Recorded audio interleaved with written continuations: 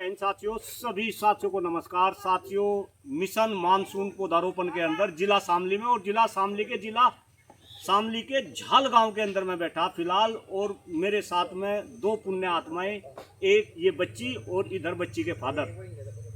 पौधारोपण को लेकर इस गांव में कार्यक्रम है। अभी कुछ समय बाद बराबर में ही नदी है, वहां पे पौधारोपण का कार्य किया जाएगा। इस पौधारोपण के कार्य में ये बच्ची जिला शामली से बिलोंग करती है। बच्ची के पिताजी मेरठ के अंदर कारोबारी है और भाई डॉक्टर कुलदीप मलिक को लोग पौधे लगाने के रूप में जानते हैं, पर्यावरण प्रेमी के रूप में जानते हैं। लेकिन अभी जब ये बच्ची आई, मेरी इससे काफ़ी देर से बात हो रही, जिस तरीके का कार्य ये बच्ची कर रही है, और ख़ास तौर से आप इस बच्ची की उम्र भी देखें, मात्र 18 साल की बच्ची, और अब तक कितने पेड़ लगा चुकी, अगर मैं आपको बताऊंगा तो शायद आपकी आंखें खुलेगी। अभी जब मैं बच्ची से बात कर रहा था तो लगभग 12,000 पौधे ये बच्ची अब तक रोपित कर चुकी है। और इस बच्ची को अलग अलग जगह से रिकॉग्नाइजेशन मिल रही। सूबे के जो मुख्यमंत्री है हमारे योगी जी, उन्होंने भी इस बच्ची को रिकॉग्नाइज करा। अभी जो मैं बच्ची से बात कर रहा था, जितने भी अधिकारी है, भले ही वो वन विभाग के अधिकारी हो, इस बच्ची को सपोर्ट कर रहे, लेकिन जो भी मेरे फॉलोअर है, जो भाई डॉक्टर कुलदीप मलिक को पर्यावरण प्रेमी के रूप में जानते हैं, वो आज इस बच्ची को भी जाने और इस बच्ची का डेडिकेशन भी देखे। 10+2 करने के बाद ये बच्ची जब बैचलर डिग्री के लिए पढ़ाई करना चाह रही थी, तो इसने इग्नू में एडमिशन लिया ताकि ये ज़्यादा से ज़्यादा पौधारोपण का काम कर सके। नमन है ऐसी बच्ची को, और नमन है ऐसे पिताजी को। अभी इस कार्यक्रम के लिए पिताजी बाइक से चल के मेरठ से इस बच्ची को गांव में से लेके इस कार्यक्रम में लेके आ रहे हैं। भाई मैं नमन कर रहा भाई साहब आपको, और ज़्यादा कुछ ना कहते हुए, बेटा आप क्या कहोगे, ये वीडियो आपकी लोग देखेंगे। मैं सिर्फ इतना कहना चाहती हूँ कि पौधारोपण का जो कार्यक्रम है उसको एक तो सीमित ना रखें, उसको हर व्यक्ति करे।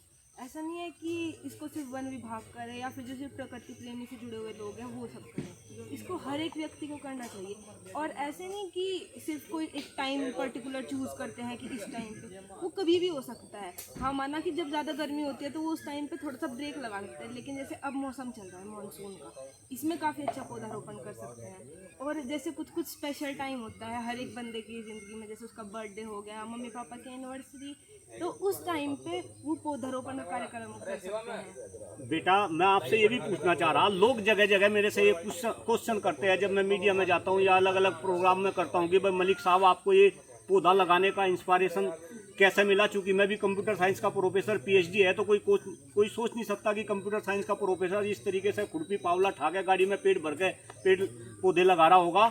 तो मुझे जहाँ से इंस्पिरेशन मिली वो तो मैं लोगों को बताता हूँ, लेकिन आपको कहाँ से इंस्पिरेशन मिली, इस वीडियो के माध्यम से कृपा करके आप लोगों को बताइए।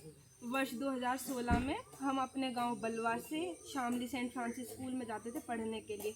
तो उस टाइम पे हमारा जो दिल्ली सहारनपुर हाईवे है, इस पर काफ़ी पेड़ हुआ करते थे, पर उस टाइम पे हाईवे के चौड़ीकरण की वजह से उन पेड़ों को काटना शुरू कर दिया था। तो हम जब स्कूल जाते थे तो हमें छांव मिलती थी उन पेड़ों से, लेकिन जब हम देखने लगे कि पेड़ कटने लगे तो वो छांव भी आनी बंद हो गई।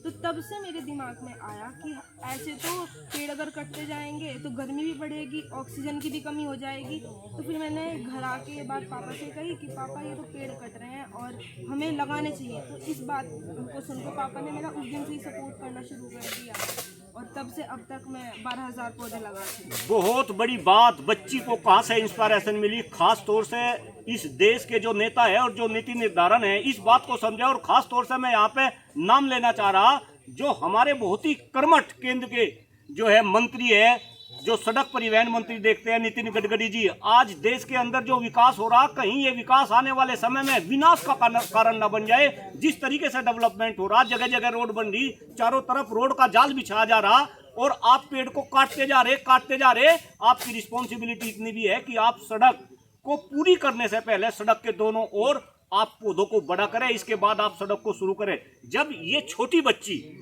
ये 12 साल की बच्ची, जब इस बच्ची के दिमाग में ऐसी बात आ सकती है, क्यों भाई ये नेताओं के दिमाग में, जो देश के नीति निर्धारण है, उनके दिमाग में ये बात क्यों नहीं आती? और अगर उनके दिमाग में ये बात है तो ये उसके ऊपर काम क्यों नहीं करते? कहीं ना कहीं हमें इसके बारे में भी सोचना पड़ेगा। ज़्यादा कुछ ना कहते हुए, आदरणीय भाई साहब, बच्ची के पिताजी जो मेरठ के अंदर जो है व्यवसाय करते हैं, और भाई मैं तो मानता हूं कि बच्चे को किसी भी काम के लिए प्रेरित करने में सबसे बड़ा योगदान उनके पेरेंट्स का होता है। और भाई साहब को नमन कर रहा, आप क्या कहना चाहेंगे भाई साहब? मैं सब ये कहना चाह रहा हूँ कि पर्यावरण के लिए अगर बच्चों के मन में ये प्रेरणा आई है तो उनको सपोर्ट करना चाहिए। और दूसरी बात यह है कि बच्चों को ना हमें ये कार्यक्रम उत्सव के लिए वो तो बहुत अच्छी बात है।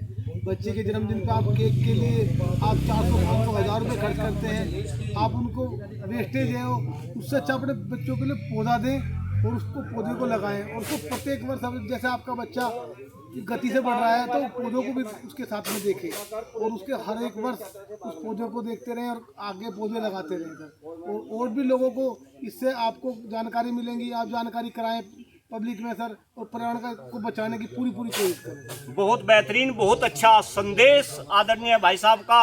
और भाई जैसा इन्होंने बोला, और अभी भी चूंकि मेरी बच्ची से बात हो रही थी और मैं शिक्षा विभाग से जुड़ा तो बात ऐसी भी होने लगी कि सर ये भाई साहब पूछ रहे थे कि बच्ची को आगे क्या करना चाहिए। मैंने केवल और केवल एक ही बात कही कि जो बच्ची काम कर रही हमें केवल और केवल इस बच्ची को सपोर्ट करना चाहिए।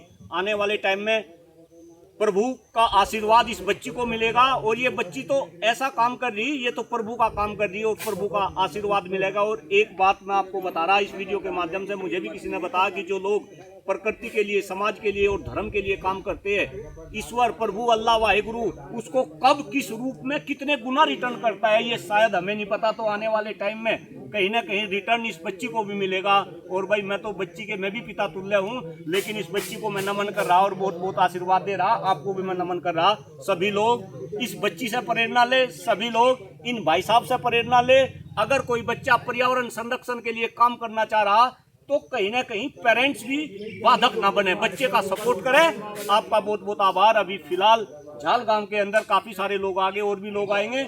आज यहाँ पर भी काफी सारी बातें होंगी।